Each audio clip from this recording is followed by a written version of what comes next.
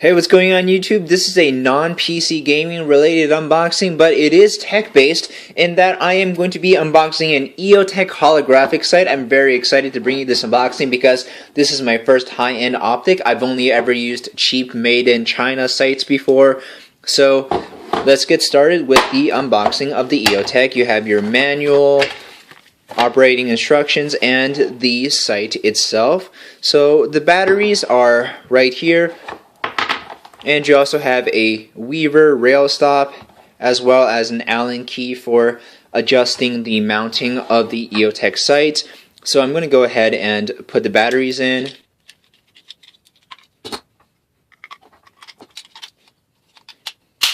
Okay, so this EOTech version is the most basic one, and it's powered by two AAA batteries. Obviously, you just saw that. There are some short EOTechs that are powered by lithium 123 batteries, but I like the AAA batteries because they're a lot easier to find, and you have your elevation and the windage dials.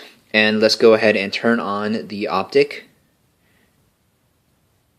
There you go. Let me put the optic up to the camera. Okay, yeah, there you go. So there you see the hologram projected, and there is a version of the EOTech that also uses AAA batteries, but it has an integrated riser so that you could do a 1/3 coat witness with your iron sights, but I still like doing an absolute coat witness. A Colt LE6920, and it has a cheap optic on it, but it also has a gorgeous stainless steel heavy barrel. Of course, all of our AR-15s in Maryland have that heavy barrels. I am going to get a stainless brake to match the barrel, but I'm going to take my camera off so that you guys can look at the optic. There you go. There's the red dot projected, and you can change what type of dot you have. So I'm gonna change it real quick. You should be seeing a crosshair style dot now. There you go. And you can change it to green as well. So let's talk about the technological differences between a holographic sight and a red dot sight. If you play a lot of video games like Call of Duty and Battlefield 4, you would immediately know that the holographic reticle is one with a circle and a dot, but there's a lot more to it than that. On a holographic sight, you not only have an X and Y axis for your reticle, you also have a Z axis in that it is a laser projected 3D hologram that integrates with your field of view, versus with a red dot sight, you only have a light that displays a reticle that is its own field of view. So if you're using a red dot optic, it's just basically like a front sight post without having to look through the rear optic. Of course, it's also going to be a parallax-free front sight post. Parallax is a touchy concept to try and explain. A parallax-free optic is one in which no matter what head position you are on, so let me move the camera around. See, there you go. Moving the camera around, up and down.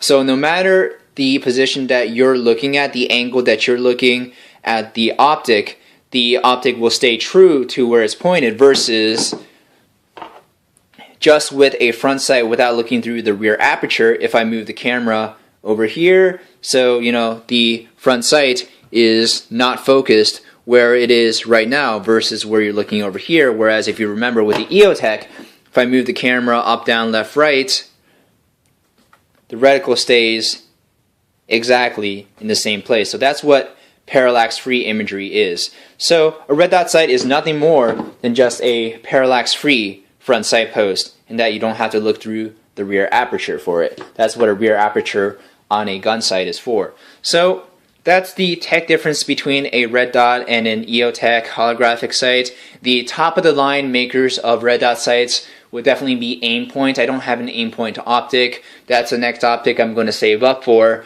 So what separates an Aimpoint from these cheap optics? If the Aimpoint does the exact same thing as these optics, but with these optics you can change around the reticles, and you can even change the color of the reticles on some models, and this one's even got a laser. Woo! Laser!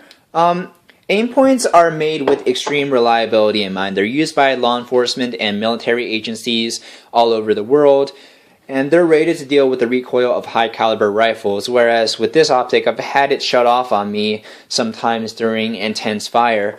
If it came down to it, I wouldn't put my life in the hands of these optics. I would use these optics for fun on a real rifle, to punch holes in paper and to derp around and have fun. But if it was a life or death situation, or if I was hunting with this gun, then I would still use iron sights as a more dependable alternative than these electronic optics.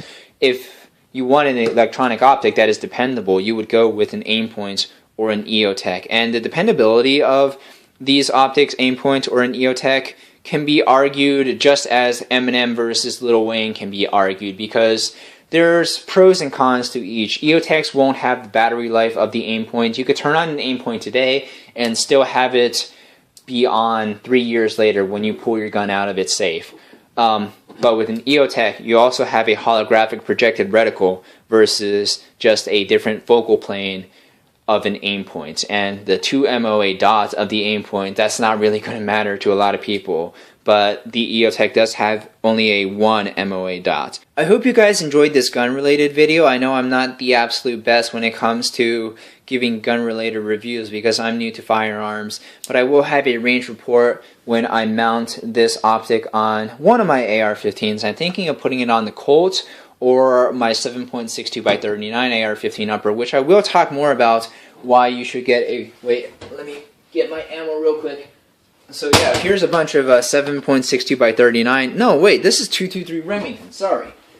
Hold on a second. Yeah, this is the 7.62x39 ammo that is shot by the infamous AK-47. And look at that ass. Yeah, these are a lot fatter than the 5.56 bullets, but I will talk about the advantages of a 7.62x39 AR-15 upper. That might be the gun that I mount the EOTech to. I still have to think about it, but I really just like the iron sights on this Colt. Colt makes great guns. But I will try to make gun-related videos a lot more interesting. It's going to be a strong part of my channel now. Thank you guys for watching. Leave a comment on how I can make things a lot more interesting. I just dropped a lot of bullets, sorry. Leave a comment on how I can make these videos more interesting, and I will see you next video.